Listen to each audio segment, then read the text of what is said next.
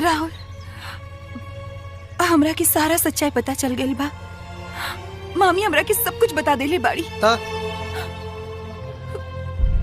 तेही से हम अपन गलती की माफी मांगे आयल बानी। हमरा की माफ कर दे। हम अपन प्यार पर शक करके ठीक ना कहीं। माना तेरी नजरों में मैं काबिल नहीं, पर मेरी कीमत उनसे जाके पूछ जिन्हें मैं हासिल नहीं। दूर रहा हमरा से। हमरा मोहब्बत के नाम से भी नफरत हो गई बा। राहुल, इंसान नफरत भी ओकरे से करेला जेकरा से अटूट मोहब्बत करे। हमार नफरत की बात के सबूत बा कि हम तोहरा से कितना प्यार करेनी।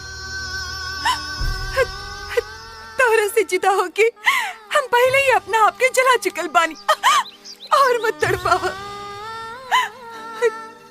अब अगर हम यही जैसे जाए तो तोहार प्यार पाके ना तो अपन जान गवा के।